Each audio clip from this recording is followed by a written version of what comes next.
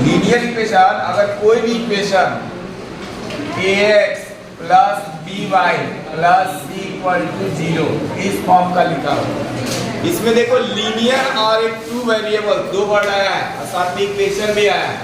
तो इक्वेशन का मतलब ये होता है कि इक्वल के लेफ्ट साइड और इक्वल के राइट हैंड साइड में कुछ ना कुछ टर्म्स लिखा होना चाहिए, ठीक है।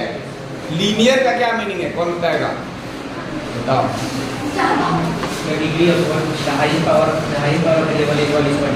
हाँ, तो डिग्री का ठीक है, तुम्हारी बात समझ गया। मतलब इसमें जो हाईएस्ट पावर ऑफ वेरिएबल्स होगा ना वो कितना होना चाहिए, 1। तो यहाँ पे जो भी वेरिएबल्स है, x का भी जो x और y टू वेरिएबल्स हैं, तो यहाँ x की भी पावर 1 है, यहाँ भी पावर 1 है। पावर 1 होता है तो उसको लीनियर वर्ड बोलते हैं, ठीक है। 2 होता है क्वाड्रेटिक, 3 होता है क्यूबिक, 4 होता है बाई क्वाड्रेटिक। तो जो भी पावर होता है उसी के अकॉर्डिंग जो है इसका नाम पड़ा है, ये लीनियर इक्वेशन है। उसके बाद टू वेरिएबल्स यानी x, y, z ये वेरिएबल्स कहलाते हैं। तो इस तरह का अगर कोई फॉर्म है, कोई भी इक्वेशन इस फॉर्म का हो, and equation in the form of ax plus b plus c equal to 0 is called linear equation, where इसमें a और b, a b c जो है आर रियल नंबर्स एंड ये a और b जो है 0 नहीं होना चाहिए, क्योंकि a 0 हो जाएगा या b भी 0 हो जाएगा तो वहाँ पर ये 0 होने की वजह से क्या होगा, ये टर्म ही 0 हो जाएगा, फिर ये भी 0 हो जाएगा। अगर ये 0 हो गया तो 0 इंटू एक्स लिखेंगे तो ये पूरा टर्म 0, अगर 0 इंटू वाई लिखेंगे तो ये भी पूरा टर्म 0, तो बचेगा क्या, केवल एक कांस्टेंट बचेगा। अब कांस्टेंट 0 के इक्वल नहीं होगा, ठीक है। तो ऐसा नहीं होना चाहिए कि ये रियल नंबर्स तो हो लेकिन a does not equal to 0 and b does not equal to 0, ये नहीं होना चाहिए। ये टू वेरिएबल्स लीनियर इक्वेशंस हैं, ठीक है। दूसरी बात ये है कि टू वेरिएबल्स है तो इसमें से x और y का हम लोग वैल्यू निकाल सकते हैं, लेकिन उसके लिए क्या जरूरी है, अगर टू वेरिएबल्स है तो दो इक्वेशन होना चाहिए, तब हम उसकी वैल्यू निकाल सकते हैं। अगर ऐसा नहीं है, सिंगल इक्वेशन दिया है x y में, तो उस कंडीशन में हम उस इक्वेशन के इनफाइनाइट मेनी सॉल्यूशंस निकाल सकते हैं, ठीक है। यानी जैसे जैसे हम लोग x की कुछ वैल्यू रखते जाएंगे, y का उसके करस्पॉन्डिंग वैल्यू निकलते जाएगा, तो उसके उस कंडीशन में इनफाइनाइट मेनी सॉल्यूशंस है। यूनिक सॉल्यूशन के लिए जरूरी है कि जितने वेरिएबल्स हो उतना ही क्या होना चाहिए, इक्वेशंस होना चाहिए, ठीक है। तो ये a equal to 0 does not equal to 0 and b does not equal to 0 ये टर्म हो जाएगा। अब जैसे एक इक्वेशन लिखते हैं, जैसे मान लो 2x plus 3y equal to कुछ भी आप 5 लिखो, ये हमारा कितने वेरिएबल्स इसमें दिखाई दे रहे हैं, 2 वेरिएबल्स हैं और लीनियर है कि क्वाड्रेटिक है, कैसा है, लीनियर। क्यों लीनियर है, क्योंकि इसमें x का भी पावर 1 है, y का भी पावर 1 है, तो लीनियर इक्वेशन। अब हमने कहा कि अगर सिंगल इक्वेशन लिखा हुआ है टू वेरिएबल्स का, तो हम उसमें इनफाइनाइट मेनी सॉल्यूशंस निकाल सकते हैं। y या x की वैल्यू अगर y का निकालना चाहेंगे तो x के टर्म्स में निकाल करके x की वैल्यू डिफरेंट रखते जाएंगे तो y निकल जाएगा। अगर हम x की वैल्यू y के टर्म्स में निकालना चाहें तो हम फिर y की वैल्यू रखते जाएंगे तो x भी निकल जाएगा। तो बहुत सारे सॉल्यूशन, जैसे एग्जांपल देते हैं, यहाँ पे अगर 3y इक्वल टू y की वैल्यू हम लोग निकाल रहे हैं x के टर्म्स में, ये टर्म्स उधर चला जाएगा 5 माइनस 2x, तो y इक्वल टू आएगा 5 माइनस 2x डिवाइडेड बाई 3, ऐसा आ गया, ठीक है। अब हम क्या करेंगे, x की वैल्यू रखते जाएंगे और उसके करस्पॉन्डिंग y निकालते जाएंगे, ठीक है। बहुत सारी वैल्यू हो सकती है, लेकिन वैल्यू निकालते समय थोड़ा ध्यान देना है। अगर 3.1 वाला चैप्टर पढ़े होंगे ग्राफ वाला, तो उसमें देखा होगा कि हम लोग वैल्यू ऐसा रखते हैं जिससे कि इसमें जो है होल नंबर्स में आए। होल नंबर समझते हैं ना, 0 से लेकर के क्या इन्फिनिटी तक और नेचुरल नंबर्स, तो होल नंबर्स में आए, ये नहीं कि फ्रैक्शन में आ जाए, डेसिमल में आ जाए, नहीं, वैसा नहीं आना चाहिए। तो चलो इसमें आप लोग x की कोई ऐसा वैल्यू रखते हैं जिससे y का जो है होल नंबर वैल्यू आ जाए। बताओ क्या रखा जाए, 2 रखोगे तो यहाँ पर 2 2 जा 4 हो जाएगा, 5 में से 4 माइनस करोगे तो 1 आएगा, और 1 में 3 से डिवाइड करोगे 1/3 आ जाएगा। तो हम इसको नहीं रख सकते, 1/3 जो है y की वैल्यू होल नंबर वैल्यू नहीं है, फ्रैक्शन में आ गया नहीं। चलो 1 रखते हैं, 1 रखेंगे तो 2 1 जा 2, तो 5 में से 2 माइनस करेंगे कितना आएगा 3, और 3 में 3 से डिवाइड करेंगे 1, तो एक 1 हो गया। निगेटिव का भी कुछ वैल्यू रख सकते हो तुम्हारे साथ। तो हम यहाँ पे क्या किए, ये रख दिया, बाई पुटिंग लिख देता हूँ x equal to 1, then y क्या मिल गया, y मिल गया 5 माइनस 2 इंटू 1/3, यानी ये 3/3, तो ये आ गया 1। ठीक है, समझ पाए? अब कोई दूसरा वैल्यू बताओ जिससे फिर होल नंबर ही मिले, फ्रैक्शन में ना मिले। 2 तो हम लोग देख लिए थे, 3 रखते हैं तो 2 3 चाहे कितना 6, तो 5 माइनस 6 तो -1 आ जाएगा, और -1 में 3 से डिवाइड करोगे तो फिर फ्रैक्शन आ गया, तो ये नहीं लिखेंगे। फिर दूसरा और क्या रखते हैं, 4 रखते हैं, 4 2 जा 8, और 8 में से 5 माइनस करेंगे क्या आएगा, -3 आ जाएगा ना, माइनस का है, तो -3 में 3 से डिवाइड करेंगे -1।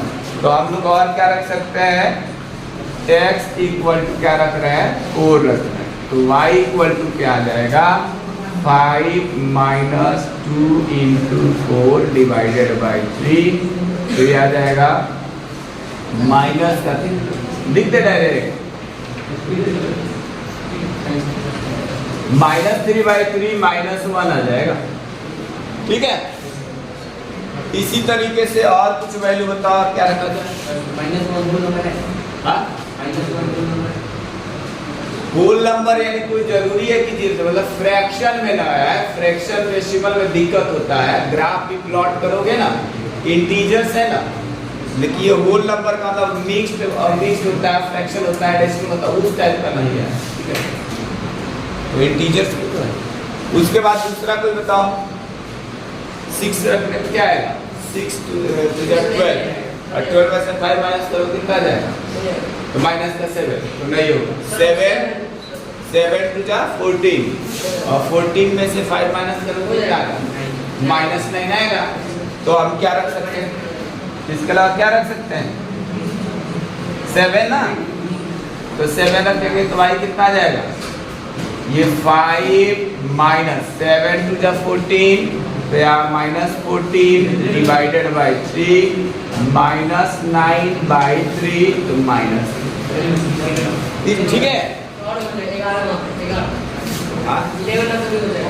बहुत सारे हो सकते हैं, तो इस तरह से देखो इसके सॉल्यूशन क्या क्या आया है, इधर देखो, ध्यान दो, क्या कर रहा है तू, इसका सॉल्यूशन क्या आया, x को 1 रखने से यहाँ y की वैल्यू 1 मिला, तो इसके सॉल्यूशन बहुत सारे हो सकते हैं।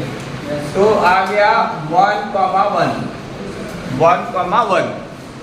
इसका सॉल्यूशन क्या आया, 4, -1, ग्राफ भी ऐसे ही प्लॉट किया जाता है, 7, -3, 7, -3, इस तरह से इसके बहुत सारे वैल्यू हो सकते हैं। जैसे जैसे हम लोग x की वैल्यू रखते जाएंगे, y की वैल्यू उसके करस्पॉन्डिंग निकलते जाएगा, तो इनफाइनाइट मेनी सॉल्यूशंस इसका हो सकता है। ठीक है, लेकिन अगर यहाँ पर वन लीनियर इक्वेशन दिया है इन 2 वेरिएबल्स, दूसरा भी 2 वेरिएबल्स का एक इक्वेशन दिया होता, उसको सॉल्व करने पर केवल x और y का सिंगल वैल्यू निकलता, तो उसको कहा जाता है यूनिक सॉल्यूशन। क्या कहते हैं उसको, यूनिक सॉल्यूशन। तो ये यूनिक सॉल्यूशन तो नहीं है, क्योंकि सिंगल इक्वेशन है, और हमने कहा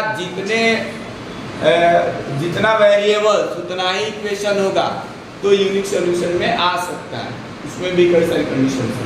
ठीक है, तो इसको नोट करो, इस इक्वेशन को क्या करना है, ax + by + c = 0 के फॉर्म में लिख करके a, b, c उसकी वैल्यू फाइंड आउट करना है।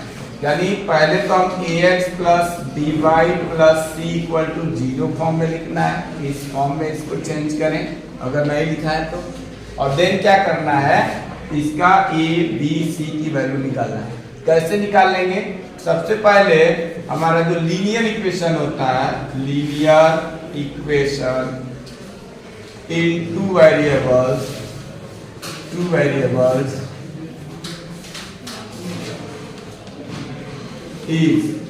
इसके बाद ये हमने ax plus by equal to 0, ये इक्वेशन फर्स्ट वाला, और ये जो है गिवन इक्वेशन जो है ये हो गया, ये सेकंड जो क्वेश्चन में दिया। दोनों को कंपेयर करते हैं। अब कंपेयर कैसे करेंगे? पहली बात तो ये इक्वेशन जो है ax plus by plus c equal to 0 का फॉर्म नहीं लिखा है। क्यों नहीं लिखा है? क्योंकि इसमें राइट हैंड साइड में 0 नहीं है, इसको हम लेफ्ट में ले आए। तो हम पहले क्या कर देते हैं कि इसको जो है कंपेयर करने के से पहले इसको हम चेंज करते हैं, माइनस का 9.355 इक्वल टू 0। अब ये जो इक्वेशन बना अब इस फॉर्म का आ गया। अब कंपेयर कैसे करते हैं? इसमें जो x का टर्म होता है, x का, तो x वाला x से कंपेयर होता है। अब जिसको कंपेयर करने नहीं आता है वो क्या करता है? जिसको कंपेयर करने नहीं आता है वो पूरा ऐसे लिख सकता है, ax इक्वल टू 2x, ऐसे लिख सकता है। और जिसको आता है वो ऐसे समझ सकता है कि x के साथ इसका जो भी कोफिशिएंट है, यहाँ 2 है और यहाँ क्या है, a है, तो a इक्वल टू 2। और जिसको नहीं आता वो ऐसे कर सकता है, a इक्वल टू 2, ये कितना आ गया 2। इसी तरह से क्रिया खड़ी हो, ये b की वैल्यू बताओ। हाँ, इसको हम 3y को by के इक्वल लिखेंगे, 3y को by के इक्वल, तो y से y कैंसिल हो जाएगा, तो b की वैल्यू आ जाएगा 3। गुड, बढ़ जाओ। तो b आ गया कितना 3। c को कंपेयर करना है, कौन बता सकता है? हाँ, प्लस 9.3 प्लस 9.3 का 5 बैठ जाओ, गलत साइन ध्यान देना है। यहाँ पे प्लस है और यहाँ पे इसको प्लस के फॉर्म में लिखने के लिए ना इसको हम ऐसे भी लिख सकते हैं, ये ऐसे लिख सकते हैं प्लस, अगर नहीं समझ में आ रहा है इसीलिए मैंने बोला कि पूरा कांस्टेंट का ये प्लस यहाँ लिख दिया और ब्रैकेट के अंदर ये 9.35 बार ही रह दिया, क्योंकि यहाँ पे प्लस लिखा हुआ है। ठीक है, ये जो है ये भी c के जगह प्लस होगा, तो यहाँ से c की वैल्यू माइनस का 9.35 आ जाएगा, तो ये 9 माइनस c की वैल्यू आ जाएगा माइनस का 9.35 बार।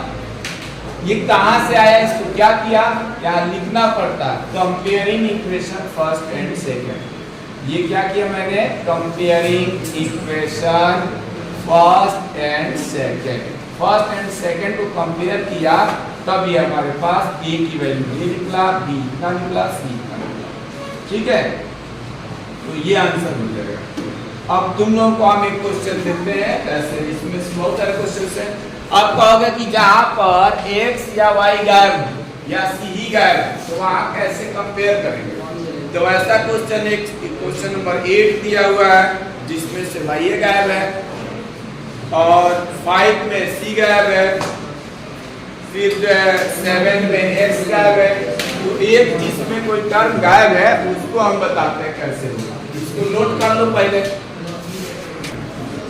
नेक्स्ट जो है इसमें का क्वेश्चन नंबर 2 का ही, जिसमें कोई भी एक फ्रैक्शन वाला कर लोगे ना, सेकंड एलसीएम ले लेना, हो जाएगा। सेकंड देखो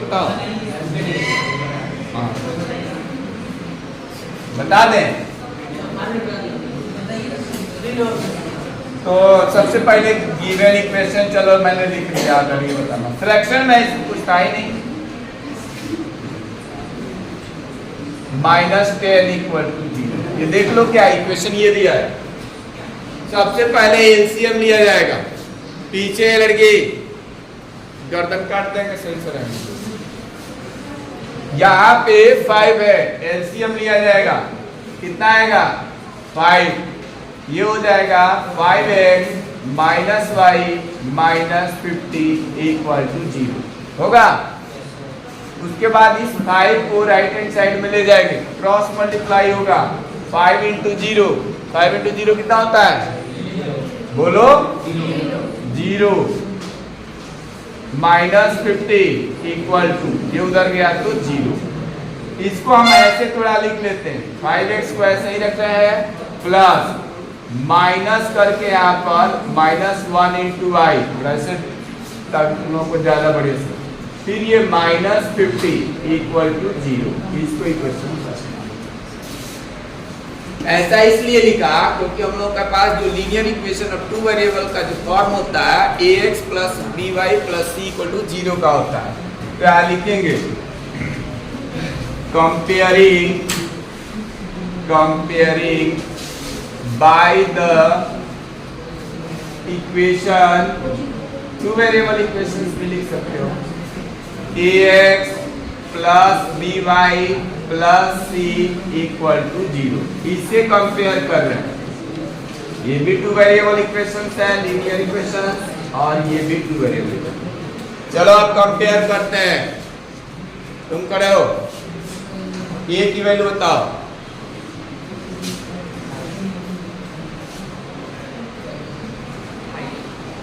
इतना सोच रहा है, क्या पढ़ रहा है कि इतना सोच रहा है, a इक्वल टू 5, तुम बैठो, पीछे लड़की सबसे किनारे, तुम खड़े हो, तो तुम बताओ यहाँ पर b की वैल्यू क्या है, उसको खड़ा कराया था, चलो तुम्हें बता दो, b इक्वल टू -1, अब उसके बगल में तुम बताओ c की वैल्यू -50, क्योंकि ये कांस्टेंट है, ये भी कांस्टेंट है, तो c इक्वल टू -50, तो ऐसे हो जाएगा, बैठ जाओ, यही आंसर हो गया, समझ में आया। एक लास्ट क्वेश्चन बता देते हैं, बाकी ये पूरा 4.1 में ज्यादा क्वेश्चन था ही नहीं, ये होमवर्क रहेगा, इसके अलावा समय बचता तो थोड़ा, इसका 7 ही देख लो, यहाँ पे 7 दिया हुआ है, y -2 इक्वल टू 0, तो आप इसको लिखेंगे कैसे, पहले लिखेंगे इसका सॉल्यूशन कैसे दिया जाता है, the given equation is, अब जो दिया है तो y -2 इक्वल टू 0 दिया है ना, इसे बताओ x का टर्म कहीं दिखाई दे रहा है क्या, इसको जरा इसमें कहीं x का टर्म है, नहीं है, तो हम इसको ऐसे लिखेंगे 0 इंटू x, 0 इंटू x लिखेंगे, कोई फर्क पड़ेगा, क्योंकि वो तो इंटू है, ठीक है। उसके बाद यहाँ पर प्लस y, और इसको लिखेंगे -2 को प्लस लिख करके और ब्रैकेट में -2 लिख सकते हैं, इक्वल टू 0, ये इक्वेशन, ठीक है, ऐसे लिख सकते हैं। डेसिमल और इंटू में फर्क, ये नहीं समझ में आ रहा, चलो इंटू का साइन अब समझ में आया। अगर ऐसे लिखा होता है तो ये 2.3 है, देखिए अगर ये ऐसे लिखा है तो 2 इंटू 3, क्या अंतर है दोनों, ये बीच में रहता है, ये नीचे रहता है, ठीक है। तो अब कंपेयर करेंगे, comparing by two variables linear equation ax plus by plus c equal to 0, इसे कंपेयर करेंगे, ठीक है। तब लिखेंगे we get, क्या मिल जाएगा बताओ, इसके बाद जो है इसमें क्या मिलेगा, x का कोफिशिएंट इसमें बताओ a है, यहाँ x का कोफिशिएंट 0, तो a इक्वल टू लिखा जाएगा 0, ठीक है। b का कोफिशिएंट, y का कोफिशिएंट इसमें b है, और यहाँ y का कोफिशिएंट क्या है 1, कुछ नहीं है तो यहाँ 1 ही रहता है, ठीक है। तो b इक्वल टू आ गया 1, c यहाँ पे प्लस c लिखा है, और यहाँ पर क्या है -2, तो c इक्वल टू -2। तो इस तरह से होगा ये एक्सरसाइज पूरा करके लाना, ठीक है। होमवर्क क्या हो गया तुम लोग का मैथ में, कंप्लीट एक्सरसाइज 4.1 तो कर ही चुके। कौन सा है ये 1 है, 2 भी कर रहे हैं ना, 1 अभी तो फिलहाल 1